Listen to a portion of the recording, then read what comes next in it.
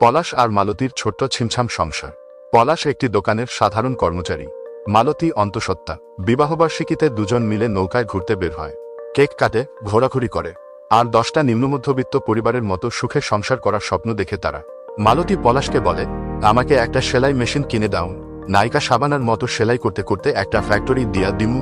উত্তরে পলাশ বলে, আমিও তাহলে জসিমের মতো একটা ঠেলাগাড়ি কিনে নিই, ঘুরে ঘুরে লেস ফিতা বিক্রি করি। তাদের এই সাজানো সংসার হঠাৎ ওলট পালট হয়ে যায়। অন্যান্য দিনের মতো পলাশ দোকানে যায়। কিছুক্ষণ পর মালতী টিভিতে দেখে পলাশের দোকান যে ভবনে, তাতে আগুন লেগেছে। পলাশকে পাওয়া যায় না। নিমেষে তা বদলে দেয় তার জীবনের মোড়। সত্য ঘটনার অনুপ্রেরণায় নির্মিত সিনেমা প্রিয় মালতী মুক্তি পেতে যাচ্ছে চরকিতে। গতকাল মঙ্গলবার বিকেলে প্ল্যাটফর্মটি এ ঘোষণা দেয়, যেখানে জানানো হয় 6 ফেব্রুয়ারি বৃহস্পতিবার রাত 8টায় সিনেমাটি মুক্তি পাবে চরকিতে। এরই মধ্যে সিনেমাটি প্রদর্শিত হয়েছে কায়রো আন্তর্জাতিক চলচ্চিত্র উৎসব ও ইন্টারন্যাশনাল ফিল্ম ফেস্টিভ্যাল অব ইন্ডিয়ায়।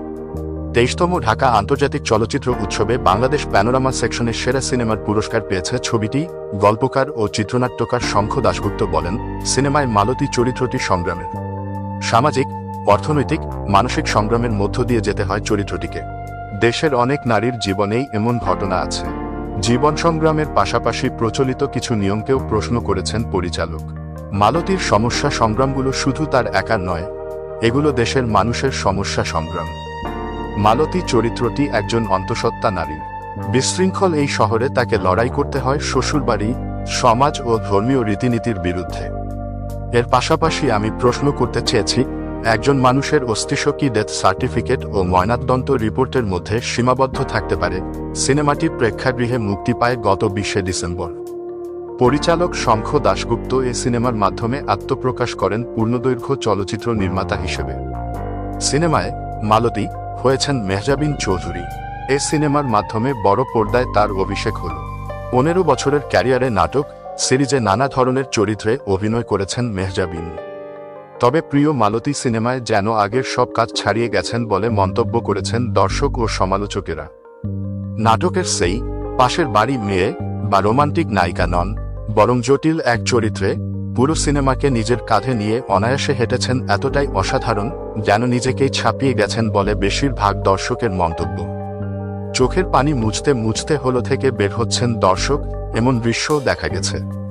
সেদিনের পরিপ্রেক্ষিতে মেহজাবিন বলেন, সিনেমা ভালো লাগবে এ প্রত্যাশা ছিল, কিন্তু দর্শক এতটা ইমোশনাল হয়ে পড়বেন আশা করিনি। এটি তার জীবনের এযাবৎ করা সেরা চরিত্র বলে মন্তব্য করেন তিনি। অন্তঃসত্ত্বা মালতী চরিত্রে পর্দায় এতটাই অসাধারণ যেন নিজেকেই ছাপিয়ে গেছেন বলে বেশিরভাগ দর্শকের মন্তব্য। চোখের পানি মুছতে মুছতে হলো থেকে বের হচ্ছেন দর্শক, এমন দৃশ্যও দেখা গেছে। সেদিনের পরিপ্রেক্ষিতে মেহজাবিন বলেন, সিনেমা ভালো লাগবে এ প্রত্যাশা ছিল, কিন্তু দর্শক এতটা ইমোশনাল হয়ে পড়বেন আশা করিনি। এটি তার জীবনের এযাবৎ করা সেরা চরিত্র বলে মন্তব্য করেন তিনি। পরিচালক ছাড়াও ফিচার ফিল্মের প্রযোজক হিসেবে অভিষিক্ত হয়েছেন নির্মাতা প্রযোজক আদনান আল রাজীব। এর আগে অনেকগুলো OTT কন্টেন্ট প্রযোজনা করেছেন তিনি। এবার সিনেমা প্রযোজনা প্রসঙ্গে বলেন, প্রিয় মালতীর গল্পটা এতটাই আলাদা মনে হয়েছে, এই সিনেমা হওয়া দরকার। সেই তাগিদ থেকেই সিনেমাটির সঙ্গে যুক্ত হওয়া। আর শঙ্খ ও তার ভালো সিনেমা বানানোর প্রতি যে চেষ্টা, তা সব সময়ই আমাকে আকৃষ্ট করেছে। একজন সহকর্মী চলচ্চিত্র নির্মাতা হিসেবে আমি মনে করি একে অপরকে সমর্থন করা এবং একসঙ্গে বেড়ে ওঠা খুবই গুরুত্বপূর্ণ। সিনেমাটি প্রযোজনা করেছে ফ্রেম পার সেকেন্ড ও OTT প্ল্যাটফর্ম চরকি। 2023 সালের 19 এপ্রিল আসে সিনেমাটির আনুষ্ঠানিক ঘোষণা। গত বছরের সেপ্টেম্বর অক্টোবরে ঢাকা, বরিশাল সহ দেশের বিভিন্ন স্থানে হয় সিনেমাটির শুটিং। সব কাজ শেষ করে সিনেমাটি প্রেক্ষাগৃহে মুক্তির ঘোষণা আসে গত বছরের 5 ডিসেম্বর। এরপর 13 ডিসেম্বর হয় মুক্তির তারিখ ঘোষণা এবং 14 ডিসেম্বর আসে সিনেমাটির ট্রেলার। প্রেক্ষাগৃহের জন্য সিনেমাটি পেয়েছে ইউ গ্রেডের সেন্সর সার্টিফিকেট।